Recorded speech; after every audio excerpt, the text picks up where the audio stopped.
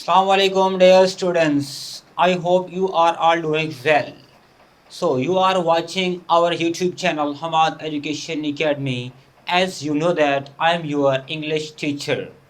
तो दोस्तों जैसा कि आपको पता है हमने पार्ट ऑफ स्पीच की सीरीज़ शुरू कर रखी है जिसके अंदर हमने काफ़ी टॉपिक्स को कवर किए हैं।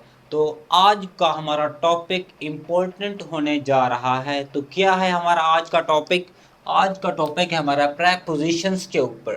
ठीक है, तो इस लेक्चर के अंदर हमने कवर करना है कि प्रेपोजिशंस होते क्या हैं, इनका कॉन्सेप्ट क्या होता है, तो इनकी एग्जाम्पल के साथ इनके इस्तेमाल को हमने पढ़ना है। तो वीडियो शुरू करने से पहले मैंने आपको एक बात बतानी है कि जब मैंने पढ़े थे प्रेपोजिशन, जब मैंने किताब उठाई तो उसके अंदर मैंने ऑन टू फ्रॉम के इस्तेमाल पढ़े तो वो शुरू होने से पहले ही ख़त्म हो गए। ठीक है ना, मतलब एक एक एग्जाम्पल सादा सी और एक एक उसकी इस्तेमाल लिखा हुआ था। तो मतलब मुझे बड़ी दिक्कत आई थी, बड़ी परेशानी हुई थी प्रेपोजिशन को समझने के लिए। तो वो दिक्कत, वो परेशानी आपको नहीं होने दूंगा। तो आज आपने फुल लेक्चर देखना है, ठीक है ना, जो कि प्रेपोजिशन के ऊपर है, इनके इस्तेमालात विद एग्जाम्पल के साथ हमने कवर करना है। तो क्या होता है preposition? Preposition is a word that shows relationships, noun और प्रोनाउन और other part of the sentences. Sir, अरे क्या कहना चाहते हो, ये बताओ कि पॉसिबल है या नहीं है? सर है ना पॉसिबल। शॉर्ट फॉर्म में समझो कि जो नाउन और प्रोनाउन के दरमियान रिलेशन को बताए, रिश्ते को बताए, वो हमारे होते हैं प्रेपोजिशन। ठीक है, जो रिलेशनशिप्स को बताता है कि आया कि इस सेंटेंस के अंदर ये बात की गई है, तो वो हमारे क्या कहलाते हैं? प्रेपोजिशंस। अगर प्रेपोजिशंस ना हो सेंटेंस के अंदर तो हमें फिक्र की सेंस ही समझ नहीं आती। For example, I am in the class.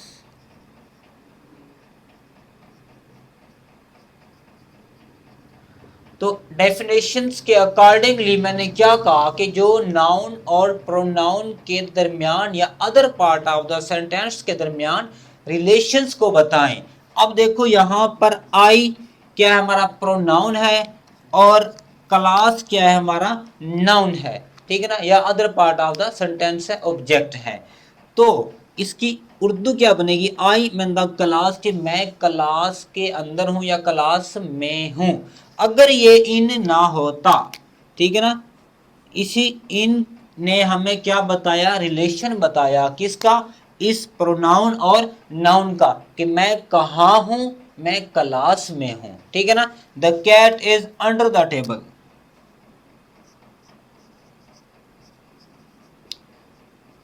या ऑन द टेबल। अब देखो भाई, जैसा कि कैट एक बिल्ली है भाई, वो कहाँ है? टेबल पर है। ठीक है ना, तो इस ऑन ने क्या बताया? इस रिलेशंस को बताया कि बिल्ली कहाँ पर है? टेबल पर है। ठीक है ना, तो ये हमारे होते हैं प्रेपोजिशंस। इसकी डेफिनेशन बता देते हैं आपको मजीद।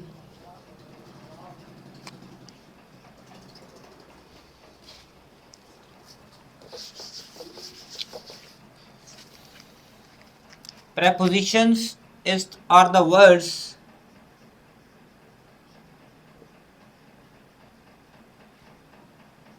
are the words that shows relationships with noun or pronoun or other part of the sentence।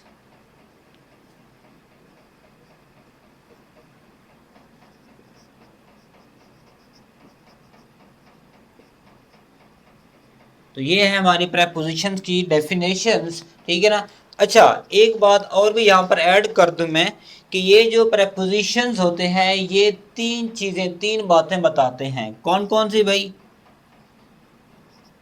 एक तो बताते हैं प्लेस, जगह, लोकेशन, ठीक है ना। एक बताते हैं टाइम और एक बताते हैं डायरेक्शन।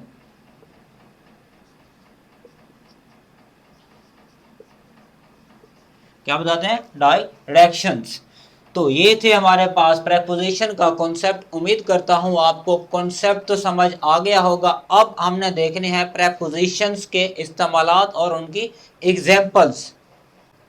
अच्छा भाई, अब हमने देखना है एक और कॉन्सेप्ट जो कि है प्रीपोजिशन का। ये दो वर्ड से मिलकर बना है, प्री और पोजीशन। प्री का मतलब होता है पहले और पोजीशन का मतलब होता है जगह।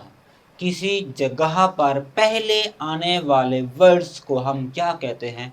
प्रीपोजिशंस कहते हैं। अब हमने बारी बारी देखना है इनके जो है ना वर्ड्स, उनके इस्तेमालात विद एग्जाम्पल के साथ। फर्स्ट ऑफ ऑल हमने देखना है ऑन के इस्तेमालात, ठीक है ना। ऑन जो है ना एक सरफेस के ऊपर जो है ना इस्तेमाल होता है। सरफेस का मतलब क्या होता है? सतह, ठीक है ना। एक सतह, उसके ऊपर जो चीज रखी होती है वहां पर हमने क्या करना है? ऑन लगाना है। एग्जाम्पल से देखते हैं। अब देखो, सरफेस क्या होती है? सतह, ठीक है ना। जैसे कि ये एक सतह है, इसके ऊपर मैं अगर ये मार्कर रख दूं, ये क्या है? On the surface. एक सतह, उसके ऊपर क्या रखा है? एक मार्कर रखा है। तो वहां पर हमने क्या लगाना है? प्रेपोजिशन ऑन लगाना है। इसी तरह the book is on the table. एक टेबल है हमारे पास, ठीक है ना। एक टेबल है, उसके ऊपर क्या है? बुक रखी हुई है। तो ये क्या बताया? रिलेशन बताया। ऑन ने एक टेबल और बुक के दरमियान रिलेशन को बताया, ठीक है ना। तो ये सतह बन गई एक। The paper is on my desk. एक डेस्क है मेरा, जहां पर बैठते हैं, उसके ऊपर एक पेपर रखा हुआ है, ठीक है ना। अब देखो, he is on the bus stop. वो बस स्टॉप पर है, ठीक है ना। गलत है भाई यहाँ पर ये ऑन का कॉन्सेप्ट। क्यों? क्योंकि बस स्टॉप के ऊपर नहीं खड़ा होता, ठीक है ना। ये एक अलग से कॉन्सेप्ट है, आगे जाकर हमने इनको देखना है। ऑन का इस्तेमाल सरफेस के ऊपर करना है। एक सतह है, उसके ऊपर जो चीज रखी है वहां पर हमने ऑन का इस्तेमाल करना है, ठीक है ना। एक इस्तेमाल तो पढ़ लिया। दूसरा इस्तेमाल, जहां भी डेज देखो और डेट्स देखो, वहां पर आपने क्या करना है? ऑन का इस्तेमाल करना है। Let's see with example. He will come on Wednesday, कि वो मुझसे मिलने आएगा। कब? वेडनेसडे को मिलने आएगा। क्या है? ये एक डे है, तो इसलिए हमने यहाँ पर ऑन लगा दिया। ये एक रिलेशन को शो कर रहा है। इसी तरह they met me on Sunday, ये भी उसी तरह का है, एक डे को बताया जा रहा है। अच्छा, ये क्या है भाई? आई वॉज बोर्न ऑन 9 अगस्त 1998। अब ये क्या है? एक डेट है, ठीक है ना, कि मैं पैदा हुआ 9 अगस्त 1998 को। तब भी हमने क्या करना है? ऑन का इस्तेमाल करना है। तो उम्मीद करता हूँ यहाँ पर आपको समझ आ गई होगी। अगर आपने आपके सामने ये न्यू कॉन्सेप्ट, तो काइंडली वीडियो को लाइक लाजमी कीजिए और अपने दोस्तों के साथ शेयर लाजमी कीजिए। क्योंकि जब हमने पढ़ा था कि प्रेपोजिशंस के क्या इस्तेमालात होते हैं, तो सिर्फ एक एग्जांपल, बस एक डेफिनेशन पढ़ा दी थी, बस ये आपका प्रेपोजिशंस है। लेकिन इस लेक्चर के अंदर फुल फ्लैज लेक्चर होने वाला है, फुल कॉन्सेप्ट के साथ हमने पढ़ना है। अभी दो कॉन्सेप्ट पढ़ लिए ऑन के, अब पढ़ते हैं तीसरा। जहां भी डिवाइस, मशीन का जिक्र हो रहा हो, तो वहां पर भी आपने क्या करना है? ऑन का इस्तेमाल करना है। जैसा कि he is on the phone, कि वो फोन पर बात कर रहा है, फोन पर है, ठीक है। तो भी ये क्या है? फोन एक मशीन है, इसीलिए हमने यहाँ पर क्या किया? एक डिवाइस है, ऑन का इस्तेमाल किया। The show will be telecasted on television. Television क्या है? भी एक मशीन है, ठीक है ना। तो भी हमने क्या किया? यहाँ पर एक ऑन का इस्तेमाल कर लिया। She has been on the computer, वो कंप्यूटर पर है। अच्छा, एक और बात, कि कभी उर्दू से इंग्लिश नहीं बनानी। ऑन का मतलब क्या होता है? पर, बिल्कुल नहीं होता, ठीक है ना। आपने कॉन्सेप्ट को लेकर चलना है। अब इसका क्या मतलब बनता है? She has been on the computer, वो कंप्यूटर पर है, ठीक है ना। वो कंप्यूटर पर बैठ कर तो काम नहीं कर रही ना वो, ठीक है ना। इसी तरह ख्याल करना, ये एक डिवाइस है, इसीलिए यहाँ पर हमने क्या किया, ऑन का इस्तेमाल किया। नेक्स्ट क्या कॉन्सेप्ट है भाई, जहाँ भी आपने पार्ट्स ऑफ बॉडी देखनी है, बॉडी के हिस्से, वहां पर भी आपने क्या करना है, ऑन का इस्तेमाल करना है। जैसे कि my mother kissed me on forehead, forehead के ऊपर मेरी माँ ने क्या किया, किस किया। ये एक बॉडी का पार्ट है, इसलिए हमने यहाँ पर भी ऑन का इस्तेमाल कर दिया। The ice cream fell on my leg, leg भी बॉडी का पार्ट है, यहाँ पर भी हमने क्या किया, एक ऑन का इस्तेमाल कर दिया। समझ तो आ रही होगी ना। अच्छा भाई, पांचवा स्टेट, स्टेट कहते हैं हालत को, ठीक है ना। हालत को बताने के लिए भी हमने ऑन का इस्तेमाल करना है। जैसा कि Babar Azam was on fire last night, ठीक है ना, क्या थे, फायर थे, और नहीं भाई बढ़िया खेल रहे थे लास्ट टाइम। हालत बताई जा रही थी कि किस तरह वो खेल रहे थे, उनकी हालत कैसी है, तो इसीलिए स्टेट बयान की गई है। तो हमने यहाँ पर ऑन का इस्तेमाल किया। He has been on her bed rest for 2 days, bed rest उसकी हालत बताई जा रही है, कैसा है भाई वो, बेड रेस्ट पर है फॉर 2 days, 2 दिन से। तो यहाँ पर क्या हुआ, ऑन का इस्तेमाल हुआ। इसी तरह mango juice is on demand, आजकल भाई मैंगो की डिमांड है, मैंगो की हालत कैसी है, बहुत खराब है, ठीक है। तो यहाँ पर भी हमने हालत बताई तो ऑन का इस्तेमाल करना ही करना पड़ा। तो ये था हमारे पास ऑन के यूजेस विद एग्जांपल के साथ। अब हम देखते हैं नेक्स्ट प्रेपोजिशन। तो अच्छा भाई, अब हमारे पास है ऑन टू प्रेपोजिशंस के ऑन टू का क्या इस्तेमाल है। अब देखो भाई, ये ऑन टू दो वर्ड्स से मिलकर बना है, एक ऑन और एक टू। तो यहाँ पर एक सवाल भी बन सकता है आपका कि सर हमने पहले भी ऑन का इस्तेमाल पढ़ा है, अब ये ऑन टू का क्या इस्तेमाल है। अब इसमें डिफरेंस देखो, ठीक है ना, फुल कॉन्सेप्ट के साथ, रट्टा बिल्कुल नहीं लगाना। ऑन टू और ऑन में क्या डिफरेंस है। ऑन का मैंने आपको एग्जांपल दी थी कि कोई चीज़ सरफेस पर रखी होती है, ठीक है ना, ऐसे वो पहले से मौजूद होती है, तो हम क्या लगाते हैं, ऑन लगाते हैं। लेकिन ऑन टू देखो भाई, मूवमेंट नाम से ही जाहिर है, हरकत करके आए, ठीक है ना। ऑन जो पहले से मौजूद हो सरफेस पर, लेकिन ऑन टू जो मूवमेंट करके आए और सरफेस पर आकर बैठ जाए, तो वहां पर हमने क्या लगाना है, ऑन टू लगाना है, ठीक है ना। एग्जाम्पल से देखते हैं। जैसे कि मैंने कहा, the cat jumped on to the table, बिल्ली ने जंप करके टेबल के ऊपर आकर बैठ गई। पहले फिर क्या थी, कैट पहले से मौजूद थी, या बुक की एग्जांपल दी मैंने आपको, वो पहले से मौजूद थी, तब हमने ऑन लगाया। अब यहाँ पर क्या हुआ, कैट ने जंप किया, तब हमने फिर क्या कहा, मूवमेंट में आई, ऑन टू द टेबल, ठीक है ना। इसी तरह she climbed on to the roof, वो छत पर चढ़ी कैसे, क्लाइंब करके, ठीक है ना। तो ये भी एक मूवमेंट है, तब भी हमने क्या किया, ऑन टू का इस्तेमाल किया। तो उम्मीद करता हूँ यहाँ पर समझ तो आ गई होगी कि ऑन और ऑन टू में क्या डिफरेंस है।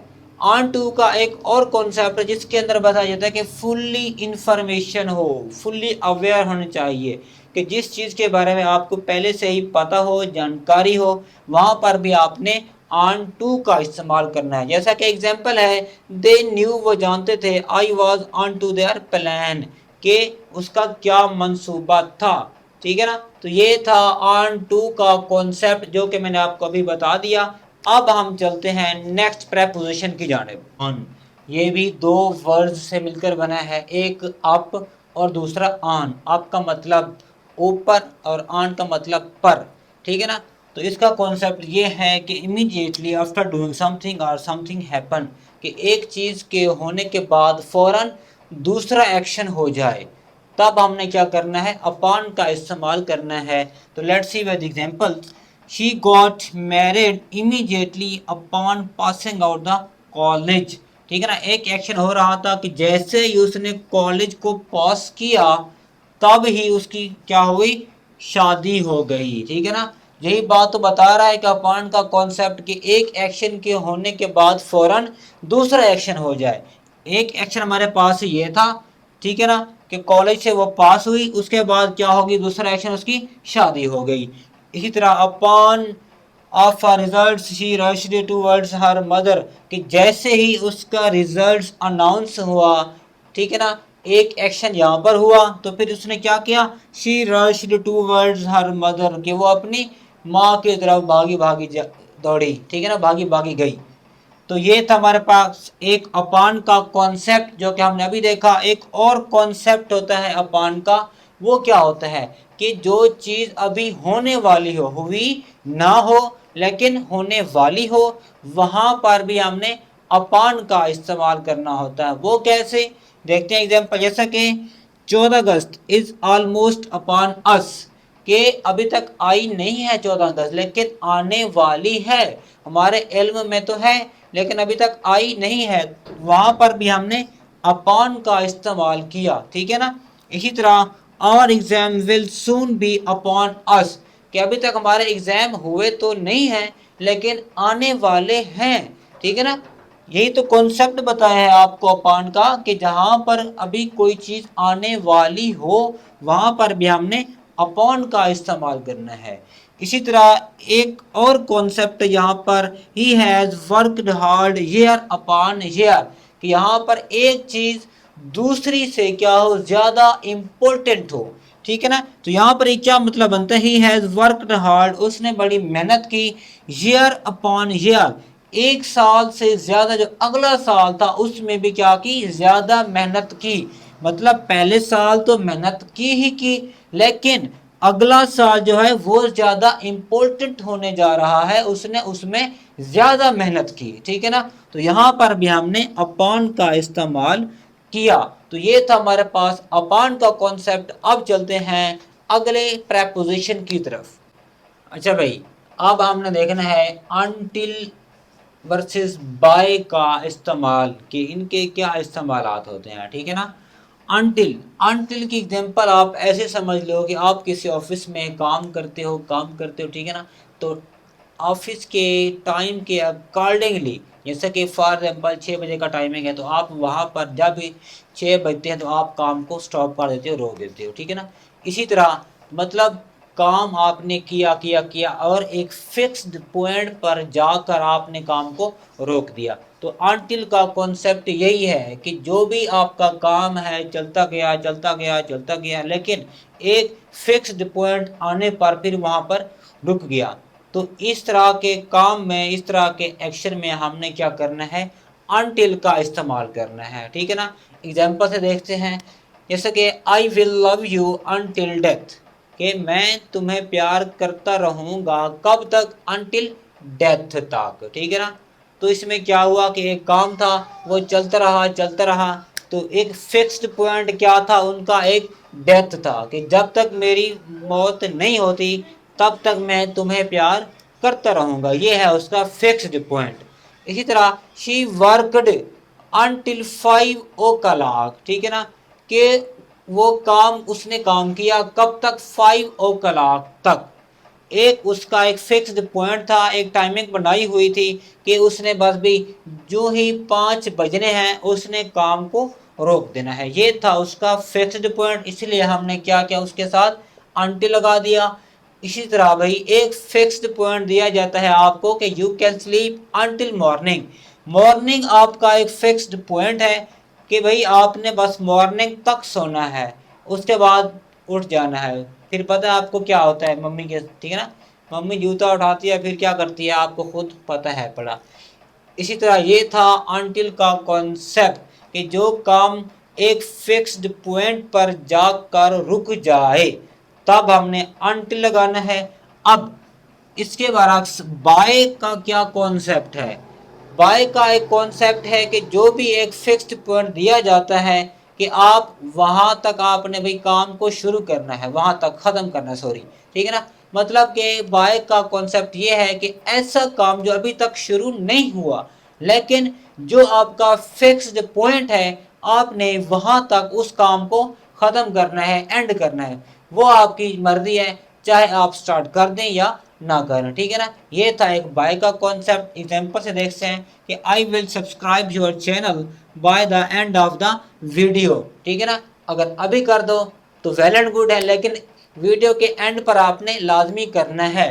अब भाई उसको एक टास्क दिया गया है, फिक्स्ड पॉइंट दिया गया है कि भाई ये वीडियो एंड होने तक तुमने क्या करना है, ये सब्सक्राइब करना है। उसका फिक्स्ड पॉइंट क्या है, एंडिंग ऑफ द वीडियो। लेकिन उसने अभी तक काम शुरू नहीं किया। उसने कहा कि मैं देखूंगा, वीडियो अच्छी लगेगी तो मैं इसको सब्सक्राइब कर दूंगा, वरना फिर भी कर दूंगा, ठीक है ना। लेकिन अनटिल क्या था कि भाई आपने काम स्टार्ट कर दिया, चलते गए, फिर एक फिक्स्ड पॉइंट आया, आप वहां पर काम को स्टॉप कर दिया आपने। वहां पर अनटिल ये था बाय कि काम आपने किया चाहे नहीं किया, लेकिन फिक्स्ड पॉइंट तक आपको खत्म करना ही करना है।